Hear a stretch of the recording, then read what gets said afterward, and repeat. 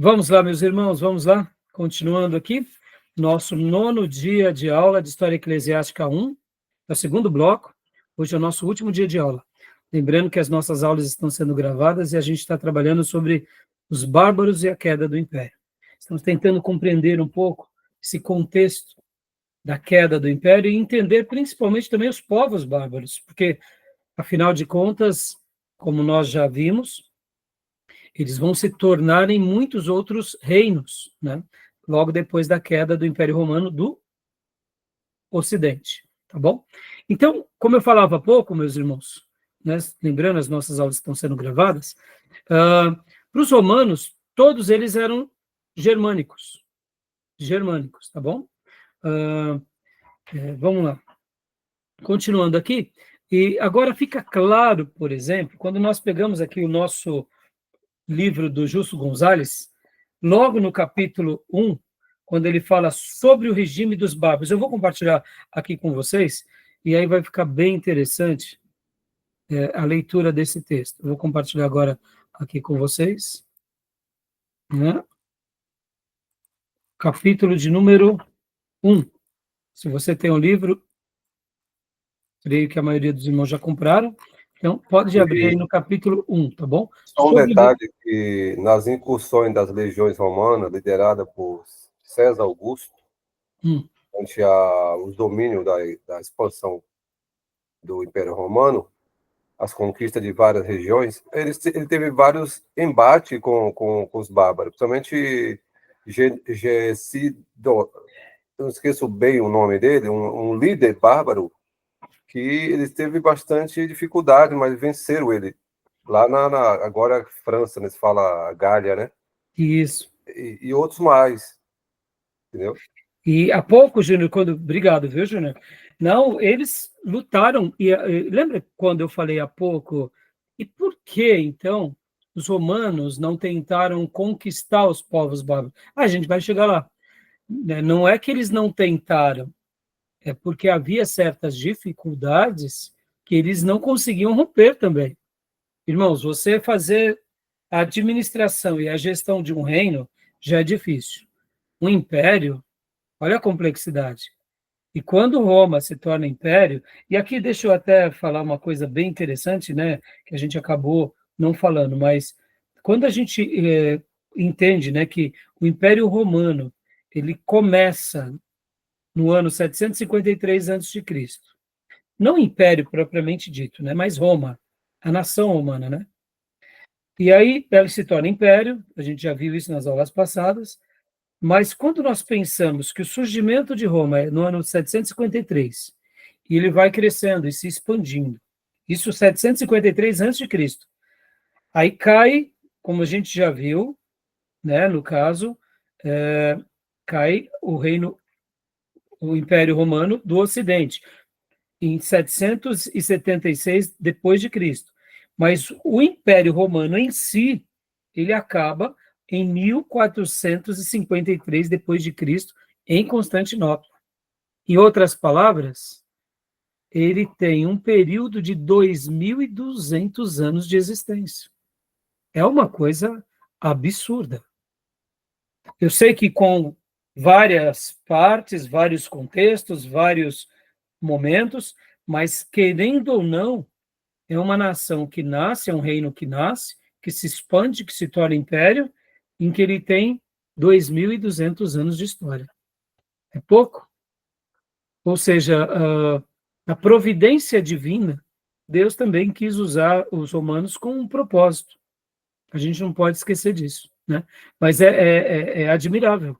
Assim como o Império Egípcio é admirável, o Império Assírio é admirável, o Império Babilônico também é admirável, o Império Grego, o Império Medo-Persa.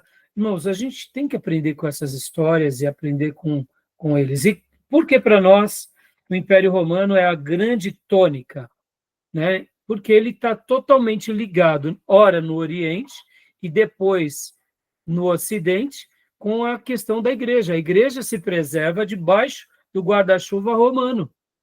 Então, o Império Romano cai em 1453, logo depois vem também um outro acontecimento histórico, que é a Reforma Protestante.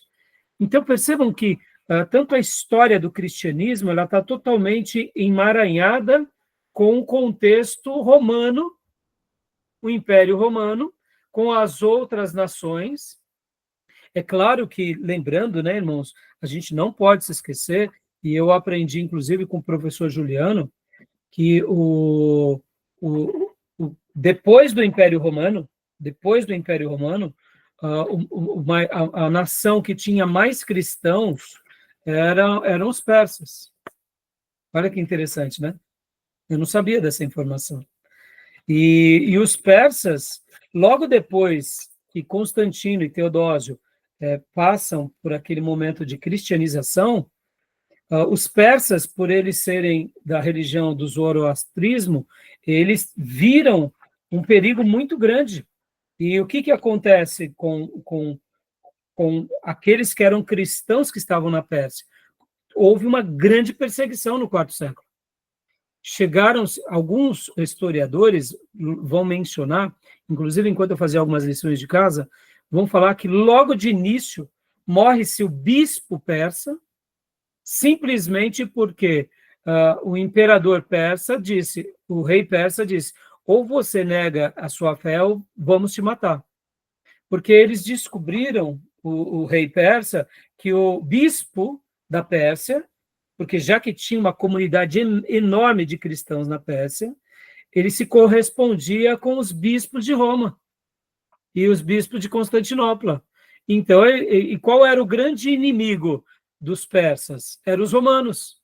Estava ali muito próximo. Assim como os bárbaros faziam certas incursões e eram alvo também dos romanos, os persas também. Então, quando o cristianismo passa a ser a principal religião do Império Romano, o rei persa fala, vocês têm que negar a fé de vocês. Agora, irmãos, vamos fazer uma meia-culpa aqui, antes de mergulharmos aqui um pouco no texto. Quando o imperador viu os cristãos negando a César como autoridade, eles não estavam apenas olhando por uma questão religiosa, eles olhavam também para uma questão de cidadania. Eles conquistaram vários povos. Esses povos estavam agora debaixo do guarda-chuva romano. Os próprios judeus, os romanos tinham uma certa complacência com os judeus. Por quê? Porque era um grupo organizado que tinha os seus credos e tinha as suas religiões e que sabiam caminhar em harmonia com o Império Romano. Podem ver que o Império Romano tolerava os judeus. Resolvam suas questões. Por isso que os judeus eles eram tolerados. Então, perceba, mas no momento em que um grupo de judeus sai dentro desses judeus e começa a dizer que agora César não é mais o Senhor e que um tal de Jesus, que é judeu, é agora o rei deles, concorda, irmãos, que na visão de um imperador e de um senado, esse grupo é muito perigoso. Porque se eles já tinham problemas internos, no momento em que tem um grupo interno que está dizendo agora que eles estão aclamando o novo rei, isso era uma ameaça ao império. Isso não era somente aos romanos, irmãos.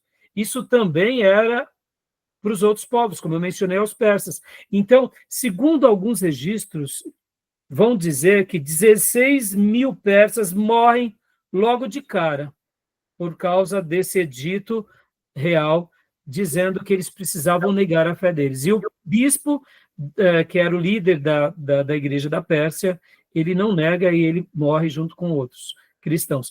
Segundo os outros relatos, vão dizer que o número não dava para se contar, mas chegam-se a dizer que por volta de 190 mil cristãos persas morrem. Ou seja, um número gigante. Então, irmãos, lembram que aqui, quando a gente fala dos bárbaros, os persas, para os romanos, eram bárbaros também. Concorda? Porque não estavam debaixo do governo romano. Sim. Né? Então, mas só que dentro dos bárbaros, muitos bárbaros já tinham sido alcançados. Muitos bárbaros já tinham sido cristianizados. Então, olha que situação, né, os nossos irmãos da igreja primitiva enfrentaram. Porque, ora, eles estavam enviando missionários, ganharam pessoas E agora essas pessoas, esse reino estava se levantando contra Roma, que, por sinal, também, agora, em algum momento, já tinha se tornado cristãos. É isso que eu falo para vocês, que a complexidade, quando a gente faz uma lição de casa na história, ela é muito grande, né? Não tem como a gente traçar certas linhas. Então, muitas coisas a gente aprende, outras coisas a gente deduz, mas agora, olha só que interessante, vamos ler rapidamente aqui. Maísa, leia para nós, filha, as primeiras linhas aqui, porque agora vai ficar claro a dificuldade do Império Romano de conquistar os bárbaros. E por isso que os bárbaros, para eles, eram os mercenários. E deixa eu dizer uma coisa aqui, viu, irmãos? Até para desencargo de consciência. O rei Davi tinha mercenários ou não? O que vocês acham? Oi, filha. O que vocês acham? O rei Davi, ele tinha mercenários? Provavelmente sim. Agora eu estou em aula. É? Amanhã, provavelmente. Vocês lembram disso, não? Aliás, se você não for para a escola, a gente pode fazer. Amanhã tem prova. Provavelmente sim. Então, Mas se não então tiver... de fato, se você... Opa, Maísa, está aberto aqui, sua... Não é Saresp, a sua é outra. Opa, deixa eu fechar aqui da Maísa, que ela está... Então, meus irmãos, olha só, os pelatitas, se não me falha a memória, salvo engano, pelatitas, o rei Davi, ele tinha, sim, soldados de outras nações que trabalhavam com ele. Então, a gente deduz, sim, que não deixavam de ser pessoas que agora se tornaram judeus, mas que faziam parte da comitiva de Davi. Então, a gente entende, possivelmente, que sim, Davi também tinha soldados bárbaros. Essa questão dos bárbaros, eu sei que é muito difícil quando a gente começa a contra-argumentar sobre essa questão, mas, irmãos, pense você é um soldado, sua profissão é ser um soldado. Muitas vezes você recebe propostas onde a sua família e a sua linhagem vai ser muito bem abrigada do lado de algumas pessoas. Hã? Porque o contingente de Roma estava muito... As legiões estavam fora de Roma. Estava fora de Roma. Então, para proteger a cidade, a guarnecer a cidade, o contingente de Roma foi esvaziando por conta da questão das disputas internas. Exatamente. Desintegrou o rei, o império, divisão em quatro partes. Então, isso e outro, o custo que era para bancar as legiões. Isso, exatamente. E quando a gente pensa, né, Júnior, nessa questão, parece muito estranho, mercenário, mas não. Se nós fôssemos soldados por profissão, nós somos soldados, a nossa profissão é ser soldado. Eu sei que parece, é muito vil, mas historicamente a gente vê os mercenários como pessoas corruptas e corrompidas, mas eles são profissionais da arte da guerra. E sempre existiu isso, e a gente tem que saber disso. E a gente tem que saber lidar com essas questões, né? Tá bom? O escravo também, né, que lutava nas arenas, ele ganhava as vitórias e era promovido à cidadania romana, né? Exatamente, né? Então, é isso aí, né? Então, leia para nós, Maísa, por gentileza. Leio, pastor, desculpa. Eu não estava... Não foi nada, filho, foi nada.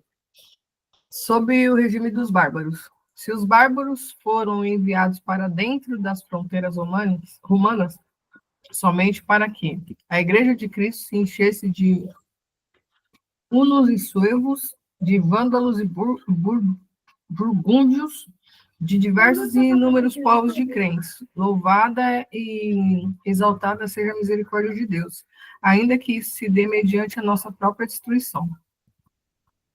É uma citação de Paulo Oroso. Isso. Então continua lendo para nós. Agora leia aqui esse primeiro parágrafo. O velho Império Romano estava moribundo e não o sabia. Além das suas fronteiras no reino e do Danúbio, agitava-se uma multidão de povos, prontos para irromper nos territórios romanizados. Estes povos, aos quais os romanos chamavam de bárbaros, seguindo o exemplo dos gregos, tinham habitado as florestas e estepes da Europa Oriental durante os séculos. Desde seu início, o Império Romano fora constantemente obrigado a proteger suas fronteiras contra as incursões dos bárbaros.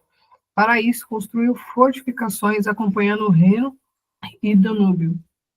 E na Grã-Bretanha, uma muralha que separava os territórios romanizados dos que pertenciam em mãos de bárbaros.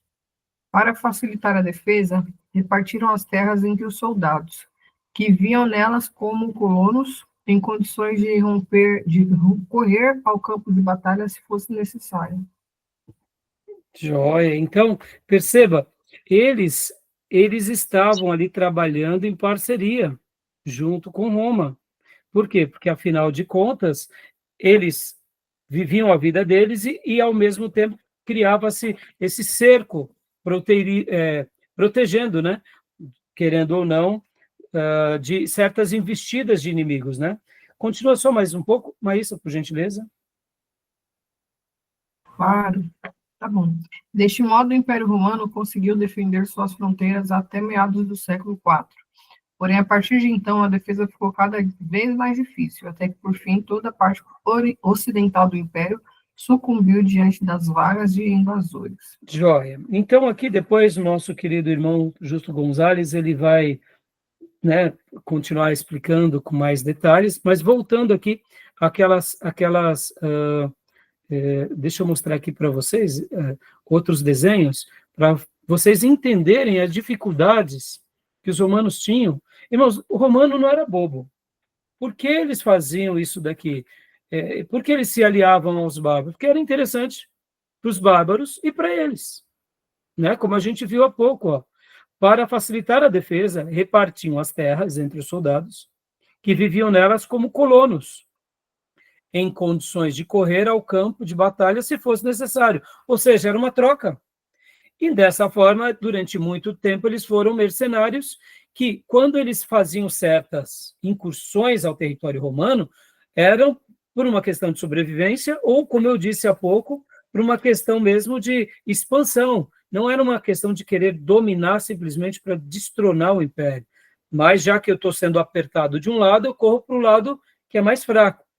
Logo depois que as tensões foram aumentando e que mais outros bárbaros estiveram se levantando contra eles, aí já não teve mais o que fazer, porque esses próprios colonos, ao invés de serem fiéis ao império, começaram a ser fiéis aos seus próprios colonos, aos seus próprios patrícios, e se fortaleceram, e aí onde começam as invasões e os domínios. Então, na segunda grande invasão, que é ali no século V, e agora eu quero mostrar isso para vocês, olha que interessante, a gente começa a entender um pouco melhor também. Lembra, os romanos, irmãos, eles eram geniais nas batalhas como? Nas batalhas em campo aberto. Ó, esse desenho retrata bem as guarnições romanas, os escudos, a maneira que eles contra-atacavam, né? E por isso eles eram muito bons em campo abertos. Então, deixa eu pôr aqui um outro desenho, né, que mostra isso para vocês. Ó, como eles tinham certas defesas, né, e eles desenvolveram isso, e por isso que eles eram muito vencedores. Quando eles iam para o embate, eles prevaleciam. Só que tinha um detalhe. As regiões dos bárbaros, e esse desenho ilustra bem, né, tem umas figuras bem feias, né, e demonstrando que os bárbaros, além de tudo, né, eram mais rústicos. Eles estavam geralmente aonde? Nas florestas, nas montanhas, ou seja, os romanos, eles dominavam o campo aberto. Já essas regiões com matas, com lagos, com montanhas, com arbustos, eles não tinham como se proteger, e de contrapartida, os bárbaros, eles dominavam esse tipo de guerra. Por isso que os romanos, lembram há pouco, quando nós falamos aqui, porque eles não invadiram a Germânia? Porque eles não conseguiram, não é porque eles não... Você acha que os romanos não iam querer dominar toda essa região? Claro, irmão, se eles pudessem, eles eram expansionistas, entendeu? É a minha dedução, né? Então, voltando aqui, olha que interessante. Uma outra coisa também, que nessa segunda invasão bárbara, que foi a mais agressiva, eles eram equestes. Ou seja, eles dominavam muito o quê? O exército com os seus cavalos, os bárbaros. Dessa forma, eles, quando eles realmente começam a fazer as suas invasões e as suas incursões, e aqui me faz lembrar muito, irmãos, o Império Mongol, né? Os próprios árabes também, né? Os exércitos que tinham uma cavalaria muito forte e muito preparada, naturalmente, eles acabavam tendo um destaque maior, mesmo que aquele exército tivesse, né, certas estratégias, porque uma coisa é você lutar dentro dos seus limites e outra coisa é você ter um cavalo treinado, habilidosíssimo para poder fazer as suas investidas. E podem ver que os espanhóis, quando eles invadem, né, os incas, os astecas, os maias, e dominam, o que favoreceram nas conquistas espanholas também foi a cavalaria, irmãos. Porque não pensem vocês que os incas, astecas e maias se deixaram levar ali simplesmente porque eles não tinham nada para fazer e eles entregaram, né? Não, não foi isso, né? Então é interessante esses detalhes, né, irmãos? Então a gente começa a entender um pouco melhor. Então agora, irmãos, voltando aqui, leia para nós, Maísa, por gentileza. Consegue ler aqui, filha? As invasões têm suas causas ainda incertas, mas acredita-se que buscavam terras mais férteis e climas mais propícios para a sobrevivência, como era o da capital Roma. E isso foi nas primeiras incursões, quando eles vão entrando. Mas depois, aí, continua para nós, aí ainda falando um pouco dessas primeiras incursões, continua, mas... Ocorreram duas levas dessas invasões. A primeira, que se estendeu no século III ao V, sendo caracterizada pela presença de povos como os visigodos, os ostrogodos, francos, suevos, saxões, érmulos, vândalos, entre outros. Essa onda migratória ocorreu através de promoções do próprio exército romano para a proteção de fronteiras, inicialmente na extensão do Império e depois na própria capital do Ocidente. Com o passar do tempo, os germânicos foram se integrando à sociedade romana, mas sem passar pelo processo de romanização, como ocorria durante as conquistas romanas. Ou seja, percebam que no século III, lembra, no meio das crises, eles acabam se favorecendo, só que esses povos entram, mas lembra que eu falei que em geopolítica o que existe é o interesse? Irmãos, na política é assim, é interesse daquele grupo. Então, isso também abriu um buraco, né, para que houvesse essas invasões. E a segunda invasão, que é essa que eu quero agora destacar nessa aula, né? Leia para nós, Maísa, por gentileza.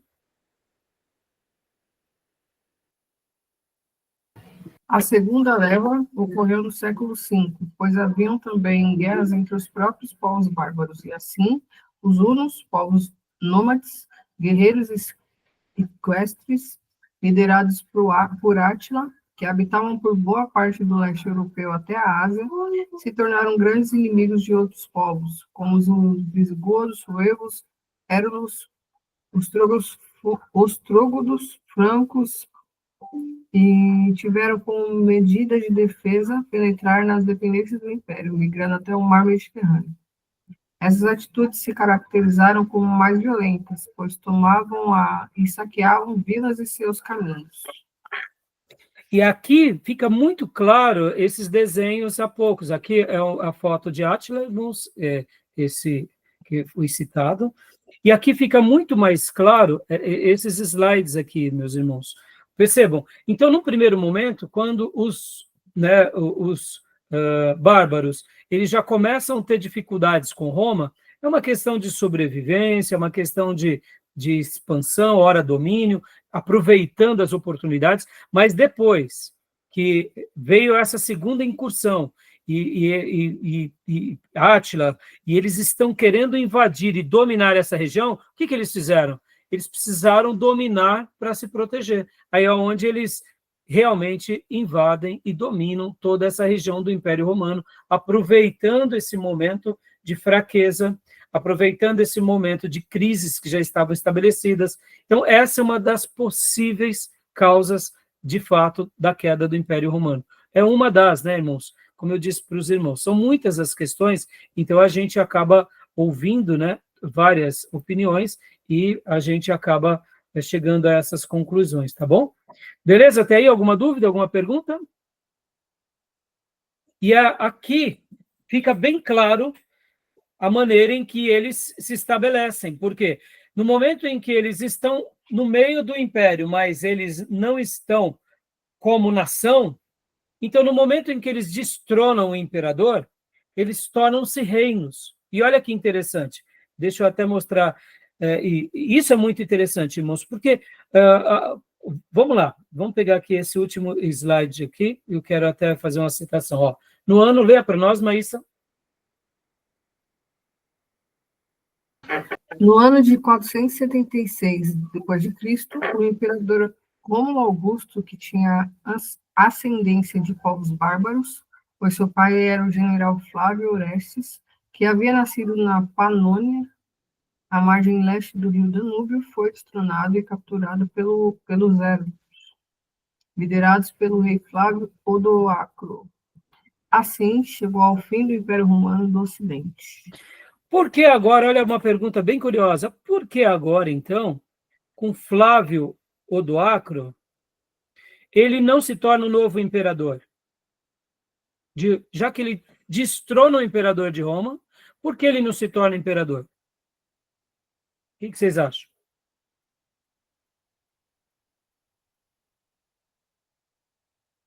Ele não destrona, destrona o Odoacro, o último imperador aqui do Ocidente? E por que ele não vira imperador? Lembra que eu disse há pouco que aqui viraram vários reinos divididos, multifacetados? E então ele não tinha o domínio sobre todos, ele conseguiu a parte de Roma. Os vândalos estavam aqui no norte da África, os visigodos, onde hoje é a Espanha. Entenderam, irmãos? Então percebam, esse é o motivo. Né? Os ostrogodos aqui um pouco mais para cima, perto onde essas regiões, né, um pouco para cima da Grécia. Então, notem, ele se torna rei dessa região, assim como houve muitos outros reis e reinos. Então, por essa razão, eles não se unem, eles continuam divididos.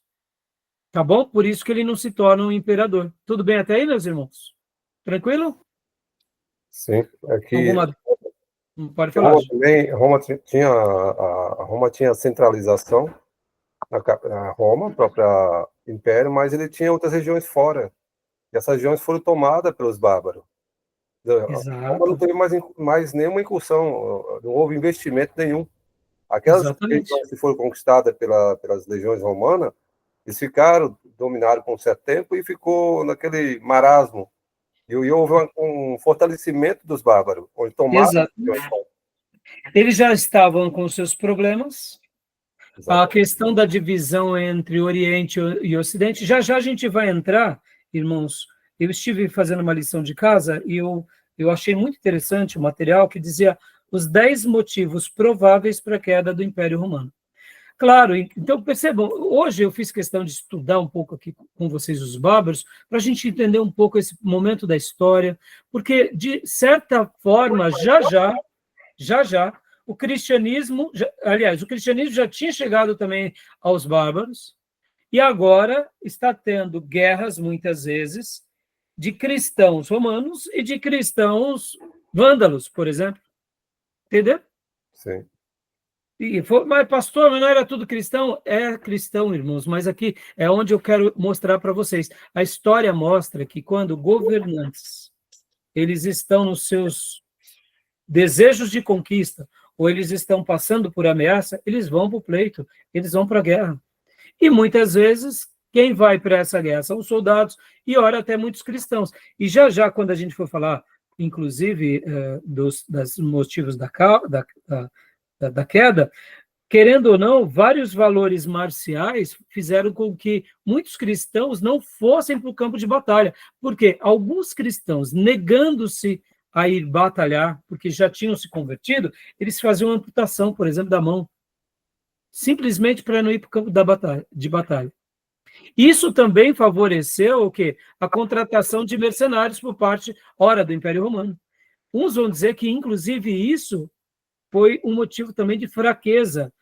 Reduziu o contingente. Reduziu o contingente militar.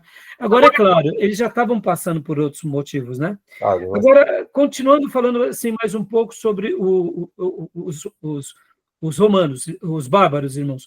Qual era a religião dos bárbaros? Na sua grande maioria, eles eram politeístas. Eles adoravam a natureza. E eles tinham ali os seus deuses, né? Então, de uma forma geral, os bárbaros, eles não eram monoteístas, eles eram politeístas, né? E então, muitos daqueles deuses dos vikings, etc. e tal, seria mais ou menos isso, só para vocês terem uma noção. Com a queda do Império Romano, irmãos, vocês têm que lembrar que os romanos, eles gostavam muito da homogeneidade, ou seja, está tudo debaixo do romano, das leis romanas, da religião romana, né? Então, quando isso acaba, porque vocês têm que lembrar que uma das práticas do Império Romano, eles tentavam levar a romanização onde eles chegavam, ora por coação e ora, né, por uma certa imposição mesmo, de conquista.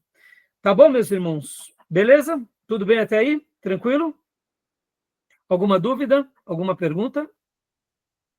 Não? Então, antes de irmos para os 10 motivos da queda do Império, vamos ler aqui mais um material da professora Márcia Zona, que eu achei muito enriquecedor, que é um suprassumo de tudo que a gente estudou até agora. Gil, leia para nós, por favor, a queda.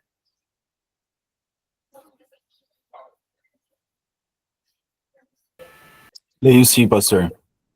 A queda. O Império Romano do Ocidente teve como uma das suas principais causas de sua queda as invasões bárbaras que foram protagonizadas pelos povos germânicos, que habitavam a região a noroeste das fronteiras do Império. Ao lado da decadência da economia escravista e da desestruturação militar, as invasões bárbaras foram apontadas por historiadores como um dos principais processos que levaram ao fim do maior império da antiguidade, em 1476 d.C.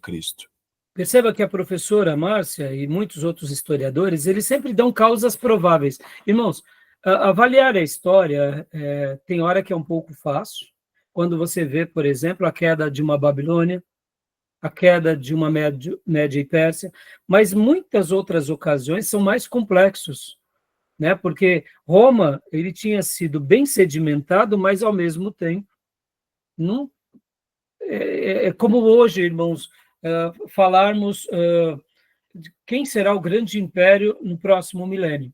Segundo os especialistas, nós estamos no milênio asiático. Segundo os especialistas, todos os especialistas, ou a grande parte, dizem que o próximo milênio haverá um domínio da Ásia sobre o mundo, principalmente da China. E quando a gente fala Ásia, a gente tem que lembrar que tem, né, naquela região da Ásia, temos a Índia, temos a própria Rússia, ou seja, percebam como é difícil, né, quando a gente fala. Mas eu sei que isso ainda é longe, e muitas coisas podem acontecer, e isso a gente não tem o controle, mas são estimativas, né? Professor Roque, né, ele inclusive cita muito um autor, que ele fala muito sobre essa questão da parte ali onde é a Rússia, a Europa. Você pode pegar o mapa mundi, né? Inclusive, já eu vou abrir para vocês o mapa mundi. Há uma frase célebre de um grande estudioso dessa área de geopolítica, que ele diz que quem domina o platô central domina o mundo.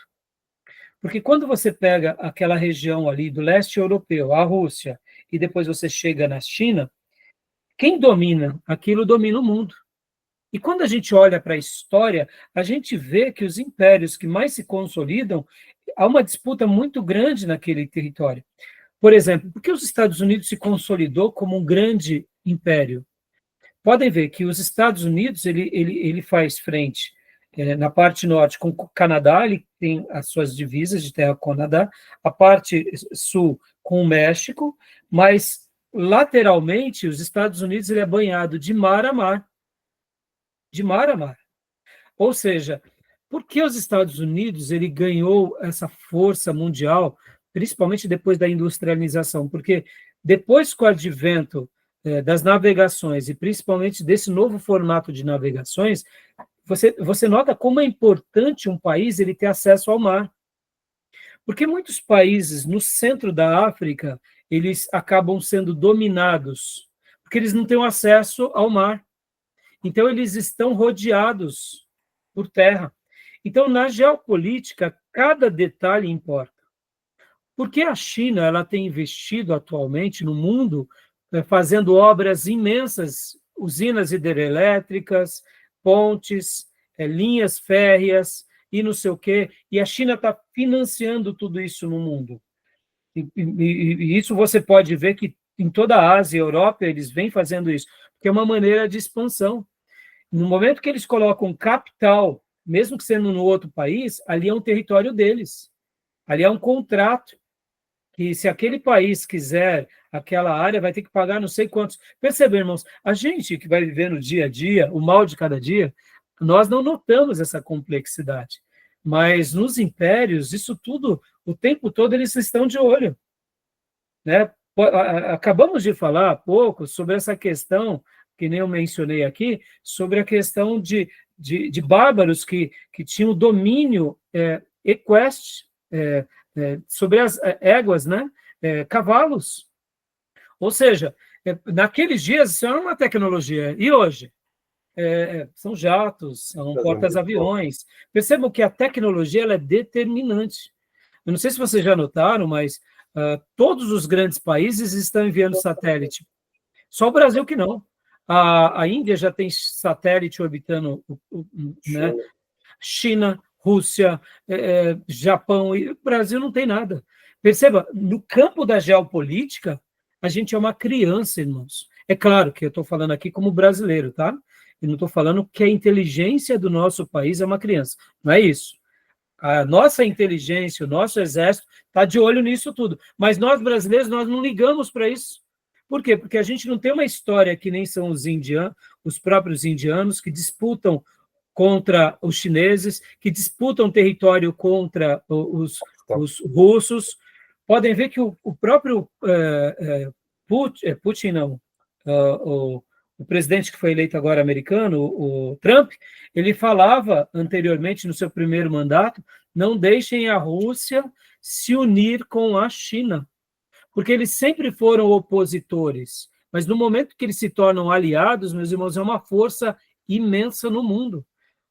E é legal quando a gente começa a enxergar tudo isso, mesmo como seminaristas, porque, meu irmão, isso tudo está acontecendo em tempo real na nossa vida.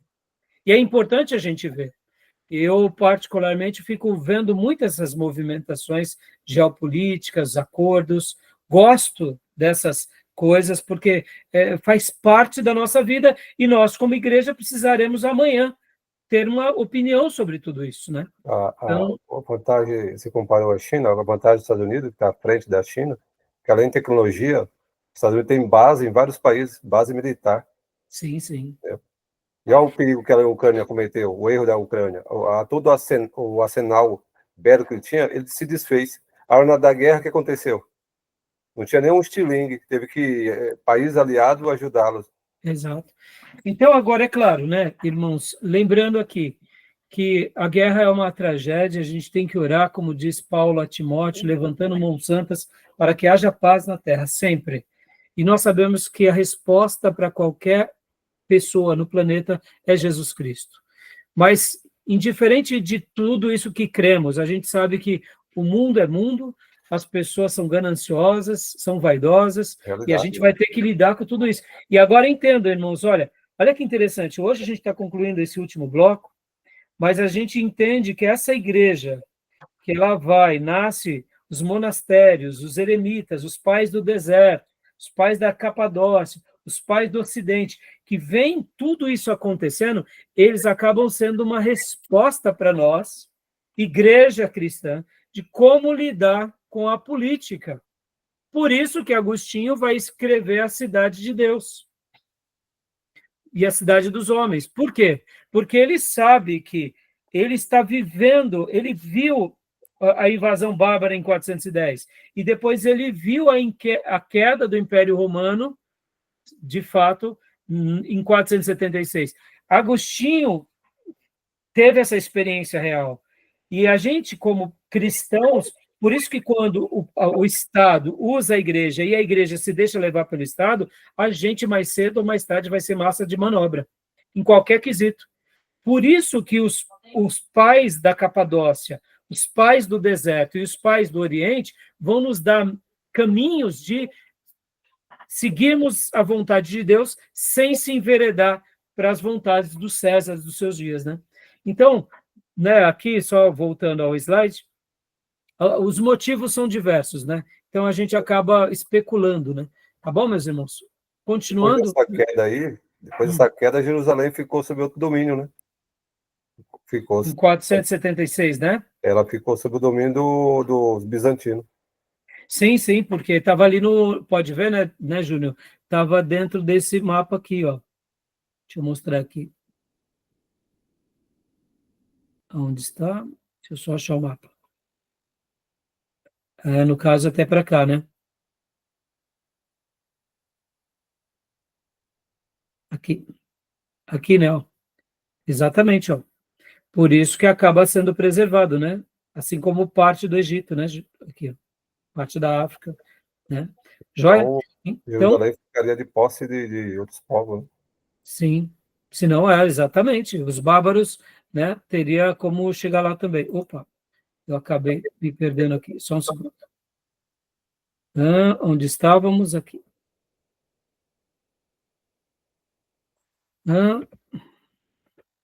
A queda, né? Leia para nós, Júnior. Agora, habitando as regiões fronteiriças. Habitando as regiões fronteiriças ao Império Romano, os povos bárbaros foram penetrando os territórios de Roma em um processo lento e gradual. Inicialmente, dado o colapso da estrutura militar e as constantes guerras civis, os imperadores romanos realizavam acordos pelos quais os bárbaros ganharam o direito de habitar essas regiões. Em troca, eles defendiam a fronteira da invasão de outros povos. Os primeiros bárbaros incorporados ao mundo romano ficaram conhecidos como federados. Exatamente, era por isso que eu falei que eu queria mostrar algumas coisas para vocês. Ou seja, eles eram os federados, eles tinham a chancelaria de Roma. Concorda? É melhor Sim. do que ser um mercenário, né? Exatamente. Você é um federado. Você está dentro da federação. Pode ver o nosso país. Os estados acordo, né? brasileiros estão dentro da federação. São federados. Você está ali trabalhando em sincronia. Então, no primeiro momento, essa federalização foi boa, porque era interessante para eles. Mas, no segundo momento, que eles estão tendo investidas de pessoas mais cruéis, não. Então, agora a gente precisa se resguardar. E aí eles aproveitaram a oportunidade, né? Então, continuando para nós, Júnior, por gentileza. Somente no século IV e V que esse processo de invasão ganhou feições mais conflituosas, com a pressão exercida pelos tártaros mongóis e hunos, os povos bárbaros começaram a intensificar o processo de invasão do Império Romano. Entre os principais povos responsáveis pela fragmentação do Império, podemos destacar os visigodos, ostrogodos, anglo-saxões, francos, suevos e turíngios. Com a invasão dos érulos, em 476, houve a deposição do último imperador romano, Rômulo Augusto, que já tinha descendência germânica. Agora, deixa eu lembrar um episódio aqui para vocês, irmãos. Lembram que Constantino, lembra na tetrarquia? Ele faz a batalha da ponte, esqueci o nome agora. Nívia. Isso, obrigado. Percebam, era muito comum um imperador romano lutar contra outro, ou querer destronar o outro. O que acontecia nessas incursões internas, irmãos? eles acabavam se auto-aniquilando. Enfraquecendo. O próprio império, quando lutava um general com agora um outro general, um outro líder de uma outra região, eles se enfraqueciam. Ou seja, percebam, o ser humano sempre vai ser vaidoso, ele sempre vai ser territorialista, ele sempre vai querer se expandir, mesmo que ele mate os seus compatriotas. Essa é uma história que não é nem um pouco diferente da história da monarquia de Israel. Lembram?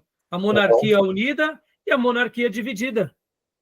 Lutava-se a tribo do norte contra a tribo do sul. Irmãos, a gente vê nas páginas da Bíblia um retrato da história humana, em todos os seus sentidos. Uhum. Nós, hoje, brasileiros, se não tomarmos cuidado, a gente vai lutar entre nós. E aí vai criar suas facções, não só criminosas, mas é perigoso. Então, é importante a gente olhar dessa forma. O povo dividido se enfraquece. Exato. E qual era uma das estratégias dos romanos? Divide-os para conquistar. Só que agora, quem é que se estava se autodividindo, principalmente no século III? Eles próprios, né? Então, interessante, né, irmãos? Depois ficou Constantino e Licínio, né? 2 reinos divididos. Roma em 2 partes, e depois ele matou Licínio. Exatamente. Pode continuar para a gente, por gentileza? Quando se fala em queda do Império Romano, deve-se entender que se trata de queda do Império Romano do Ocidente, isto é, a porção do vasto Império Romano que tinha por sede a cidade de Roma. Mas visto que a porção oriental do Império, cuja sede era Bizâncio, hoje Constantinopla, vigorou até 1453. Exatamente. Então, a gente não pode esquecer desse detalhe, que ele é muito importante. E aqui só um dado, né, que a professora Márcia também pega, inclusive ela pega de uma outra fonte. Olha que interessante, a cronologia da Idade Média, né, que a gente vai começar a trabalhar a partir da semana que vem, né, ou melhor, a partir da próxima aula, quinta-feira. Leia para nós, Júnior, olha só, é interessante essa cronologia da Idade Média. Cronologia. Início, 476 depois de Cristo, queda do Império Romano no Ocidente. Fim, 1403 depois de Cristo, queda do Império Romano do Oriente, tomada de Constantinopla pelos turcos. A Idade Média divide nas seguintes fases. Primeira Idade Média, séculos V a VIII. Fim do Império Romano até a formação dos reinos bárbaros e do Império Muçulmano.